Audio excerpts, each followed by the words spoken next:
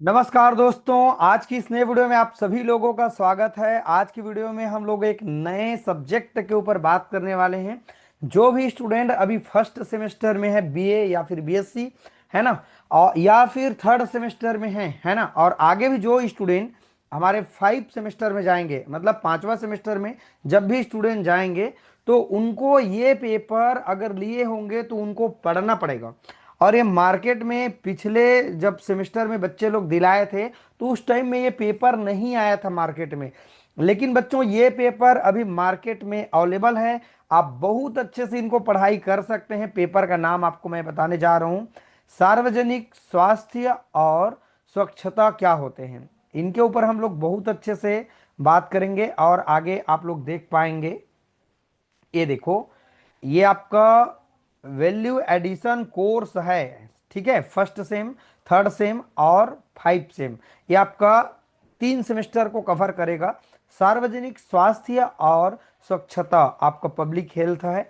ठीक है, तो इनको आप बहुत अच्छे से पढ़ेंगे। आपको बहुत अच्छे से मैं आपको समझाते जाऊंगा, जिससे आप पूरा चीज को कवर कर सकते हैं। ठीक है, तो चलिए स्टूडेंट, अब हम लोग इनके क्या क्या पार्ट दिए हुए हैं उनको हम समझेंगे। आप सभी लोग पहले तो ये चीज समझे कि इसमें पेपर हमको कितना नंबर का देना है। तो ये पेपर है आपका टोटल 50 नंबर का, जिसमें 15 नंबर इंटरनल और असाइनमेंट के ऊपर आपका रहेगा, और आपको 35 नंबर का पेपर दिलाना रहेगा। ठीक है स्टूडेंट, चलो समझते हैं। बहुत अच्छा है, पार्ट है हमारा।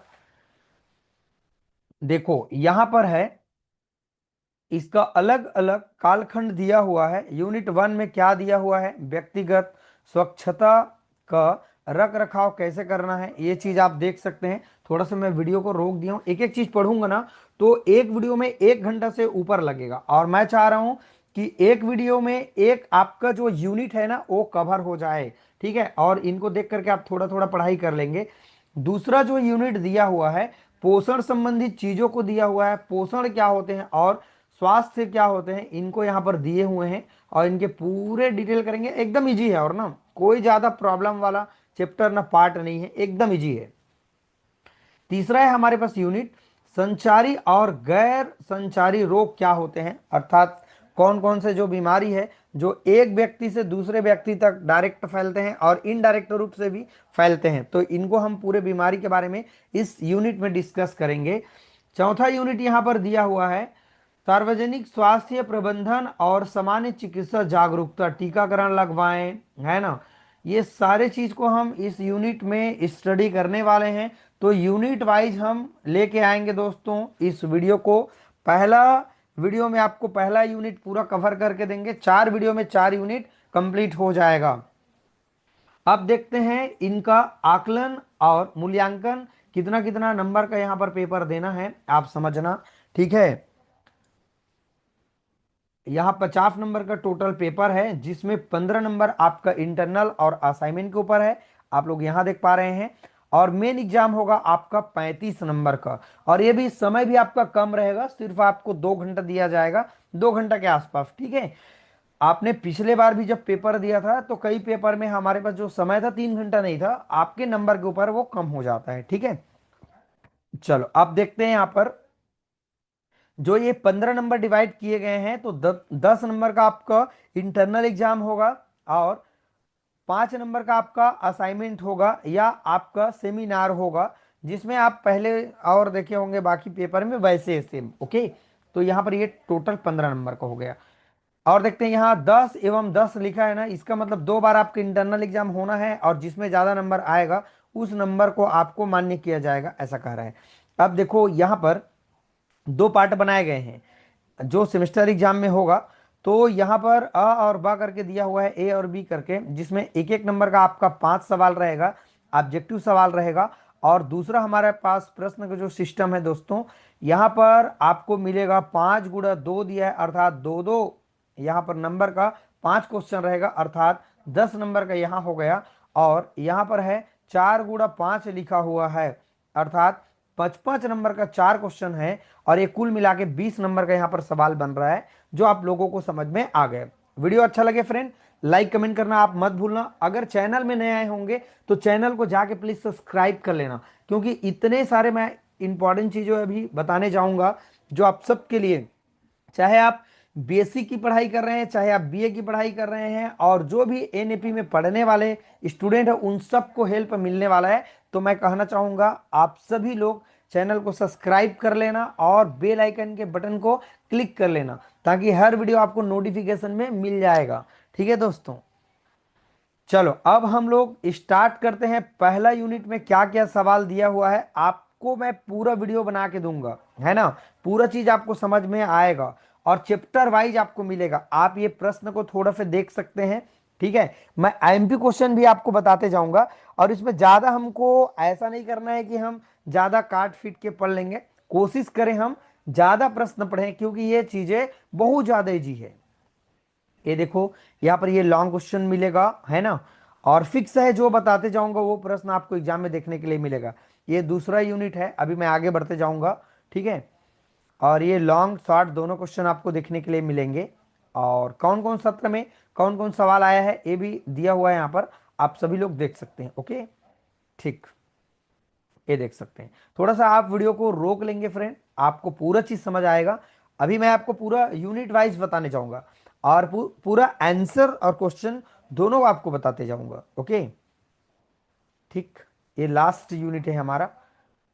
चलो अब हम लोग पढ़ना स्टार्ट करते हैं। पहला जो यूनिट है, ताजमहल पर सबसे ज्यादा प्रभाव किसका पड़ा। तो यहाँ पर ये कौन कौन सी यूनिवर्सिटी में आया है उसको ऑब्जेक्टिव क्वेश्चन दिया हुआ है। तो आंसर भी यहाँ पर दिया हुआ है। देखो, ध्वनि का प्रभाव पड़ा कि जल का, वायु का, इनमें से कोई भी नहीं। तो ये वायु का प्रभाव पड़ा कह रहा है। अच्छे स्वास्थ्य के लिए क्या आवश्यक है। तो आपको एक वातावरण स्वच्छ होना चाहिए, भोजन भी स्वच्छ होना चाहिए, भौतिक स्वच्छता भी होना चाहिए। उपरोक्त सभी आपका आंसर जाएगा। कौन से विकिरण मोबाइल के टावर से उत्सर्जित होते हैं। तो रेडियो फ्रीक्वेंसी विकिरण उत्सर्जित होते हैं। तो बी ऑप्शन जा रहा है। तो मैं आपको थोड़ा सा तरीका बताया बच्चों कि हमारे पास ये ऑब्जेक्टिव प्रश्न को थोड़ा सा आपको देख लेना है, और मजे की बात यह है कि उसी के नीचे नीचे में आपको आंसर देखने के लिए मिल रहा है। निम्नलिखित में कौन सा एक जल जनित रोग है। तो टाइफाइड एक जल जनित रोग होता है। तो ये आंसर आपका जा रहा है, सी आपका आंसर जा रहा है पांचवा क्वेश्चन के लिए। आप थोड़ा सा वीडियो को देख लेना रोक करके, आपको पूरा एक बार आपको पढ़ने के बाद पूरा चीज समझ में आ जाएगा। ठीक है,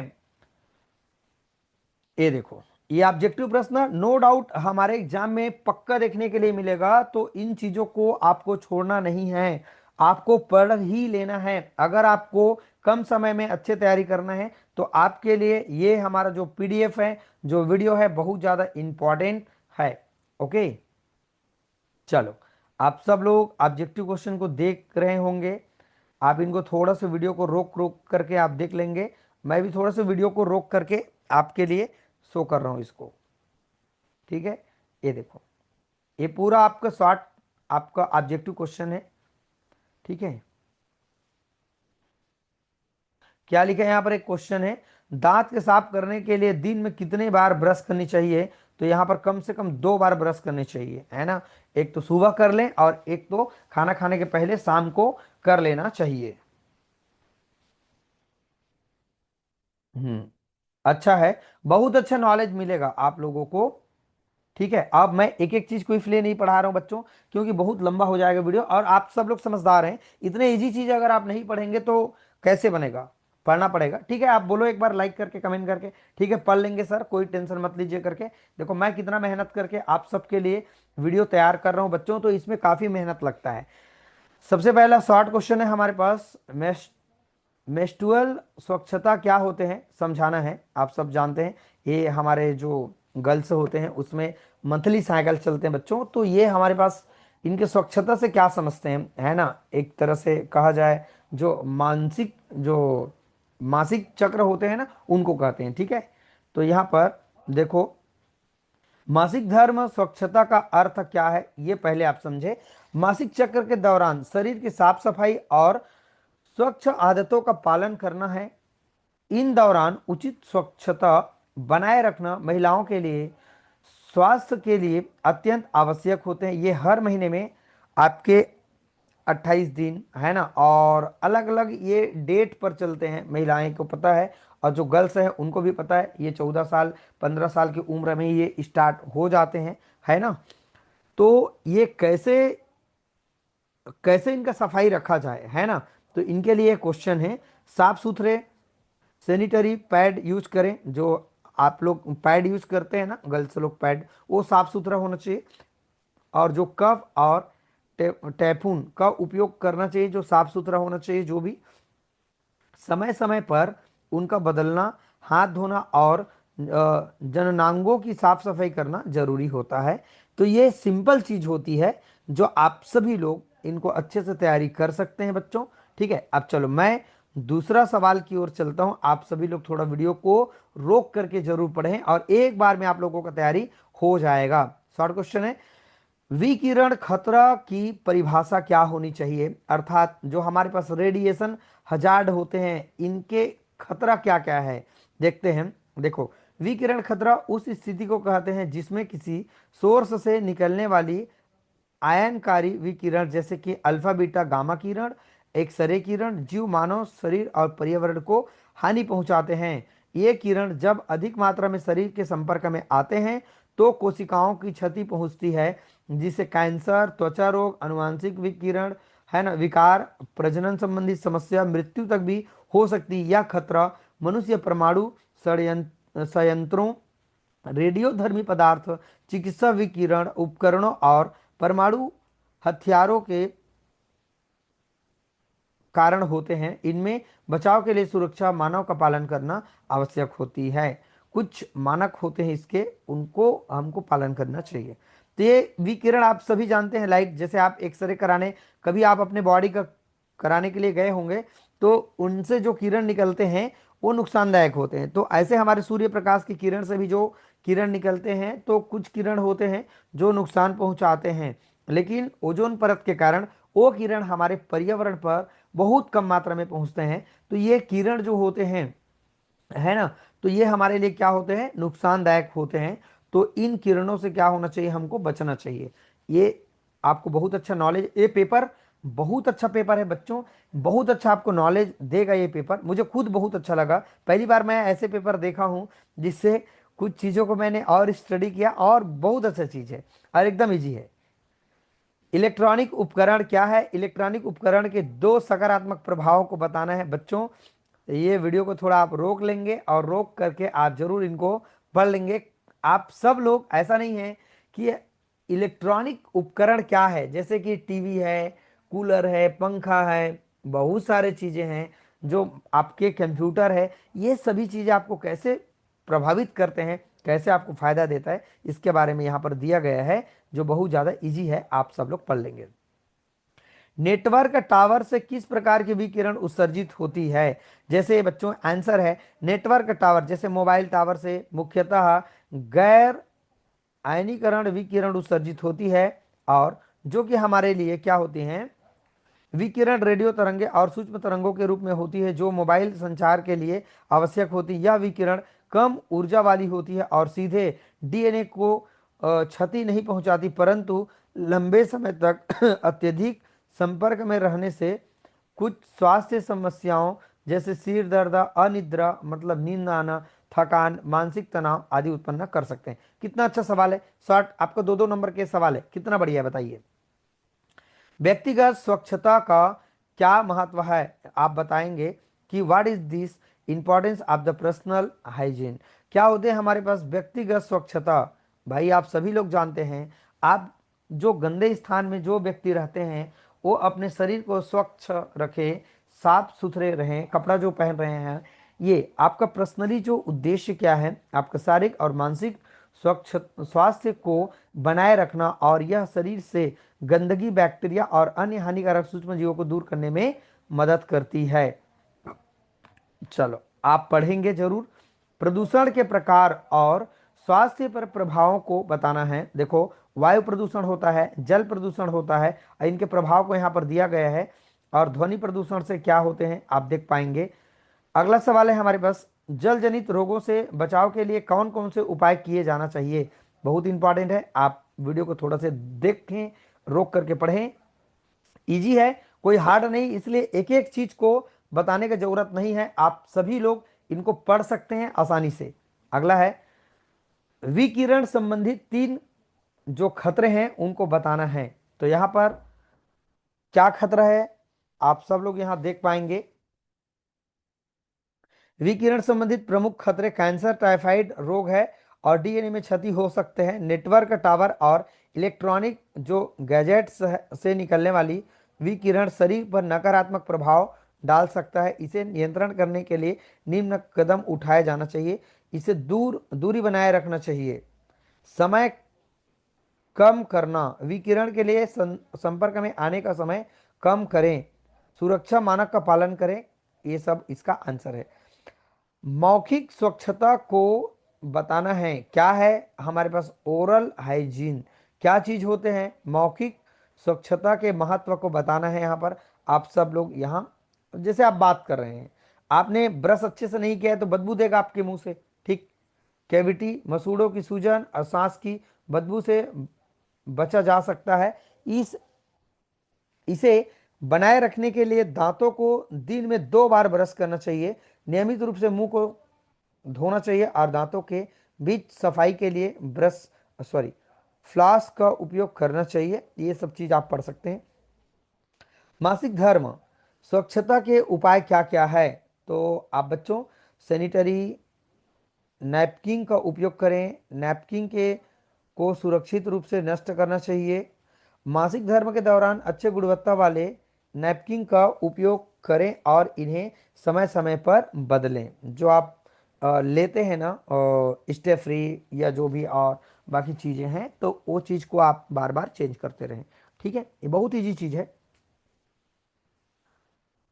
हाथ स्वच्छ करने का उचित तरीका बताइए। भाई हाथ को अगर आपको साफ करना है तो इनका उचित तरीका आपको बताना है। देखो कितना सिंपल सवाल पूछा गया है। तो पहले पानी से हाथ गीला करें, साबुन लगाकर अच्छे से रगड़े, खासकर उंगलियां, नाखूनों और अंगूठे के बीच अच्छे से हम उनको क्या करें, रगड़ें।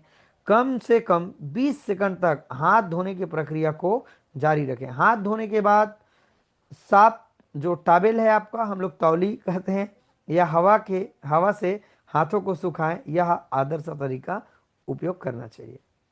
नेटवर्क टावर से विकिरण के प्रभाव को कम करने के उपाय बताएं। आप ऑलरेडी ऊपर देख चुके हैं। अगला है भोजन रखने की एक आदर्श विधि आप बताएं। तो यहाँ पर कई आदर्श विधि है। फ्रिज में रखें, है ना, भोजन को ढक कर रखें और भोजन को सही तरीके से पैक करके रखना चाहिए।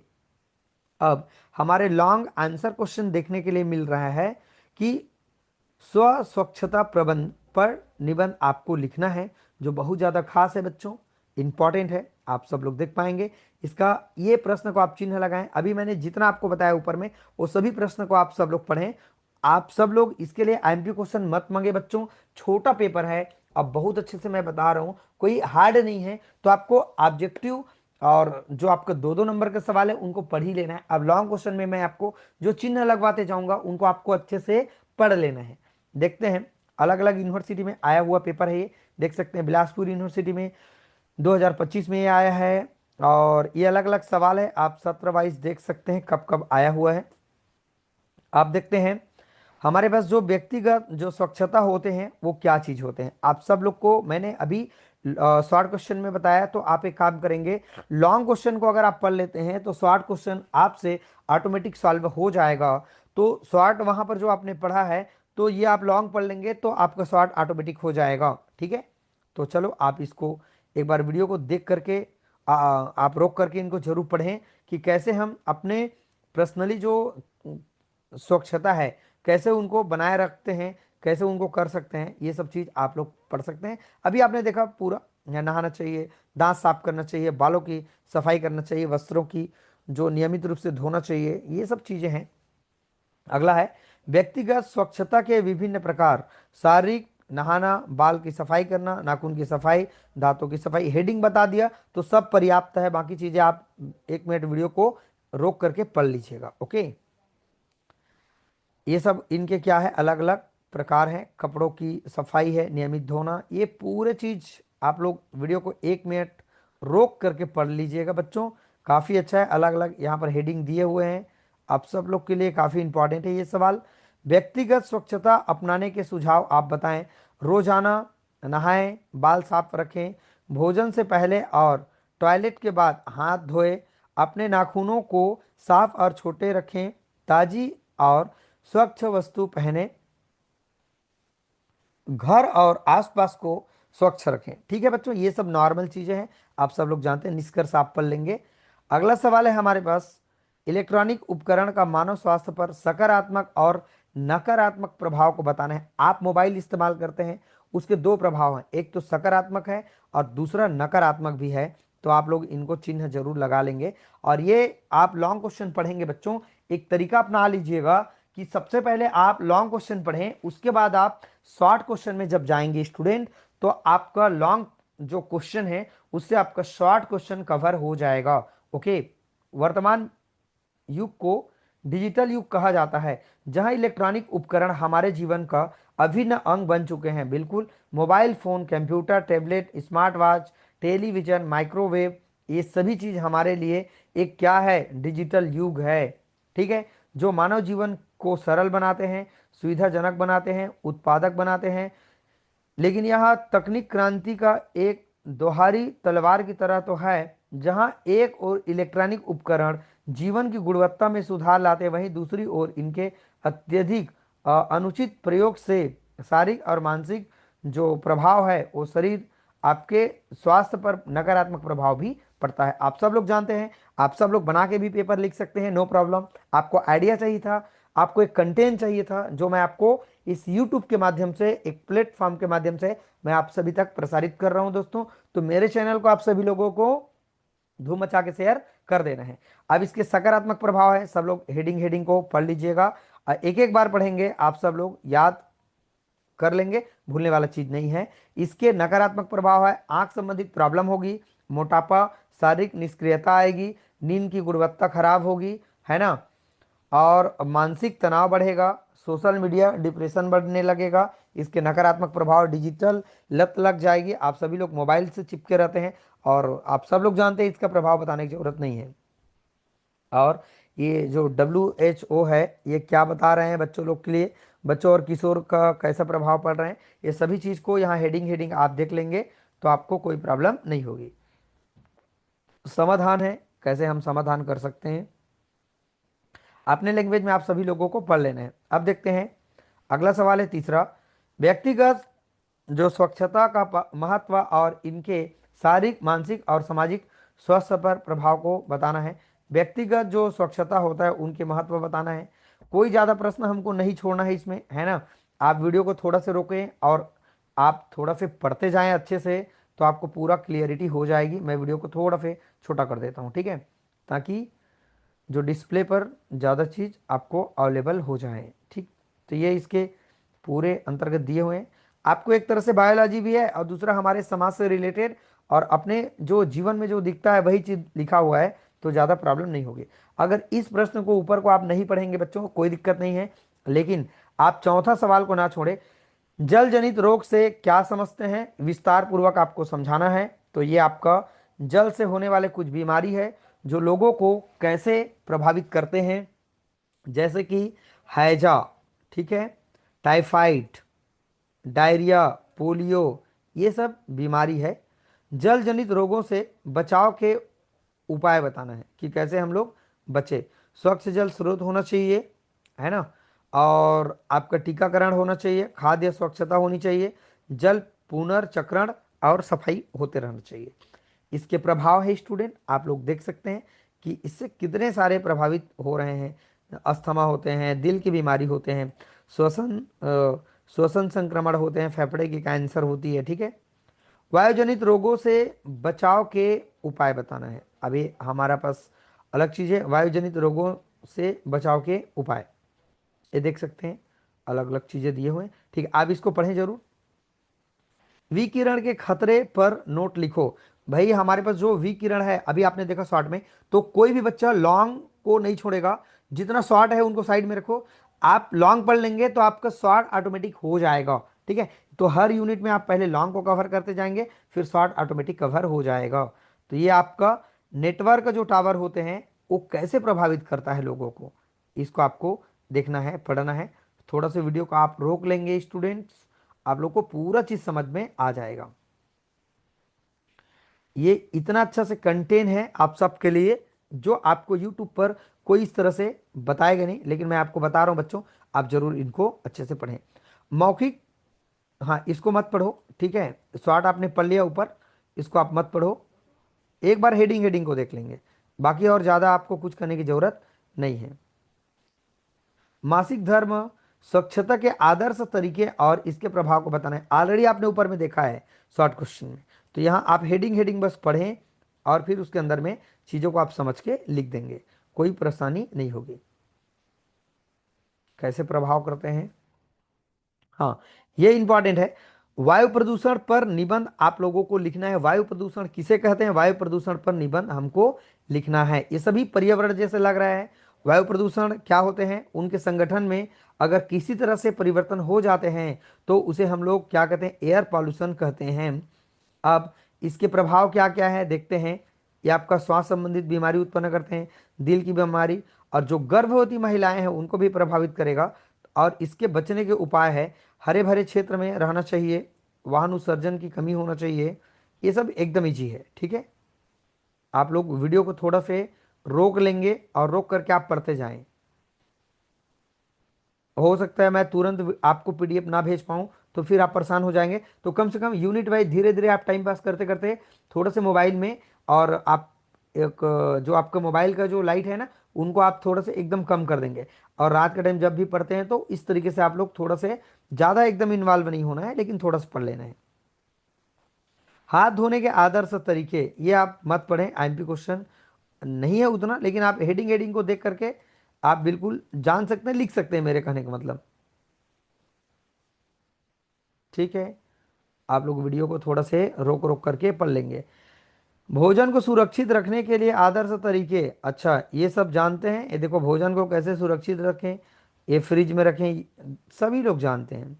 अभी आपने शॉर्ट क्वेश्चन देखा, ठीक। तो ये हेडिंग हेडिंग पढ़ के अपने लैंग्वेज में आप लोगों को लिख देना है, आप लोगों का टेंशन खत्म हो गया। ये सवाल आपको नहीं पढ़ना है, आया भी नहीं है, और ज़्यादा इंपॉर्टेंट नहीं है ये, ठीक। चलो बच्चों, आज की वीडियो में हमारा पहला यूनिट भाई कंप्लीट हो गया। अब इसके बाद जो अगला वीडियो जब भी आएगा ना, तो दूसरा यूनिट को मैं बताऊंगा। बहुत छोटा छोटा वीडियो आपको मिलेगा, लेकिन मजेदार वीडियो आपको लोग को मिलेगा, ओके। चलिए दोस्तों, वीडियो को देखते रहिएगा, समझते रहिएगा। वीडियो को वॉच करने के लिए थैंक यू सो मच।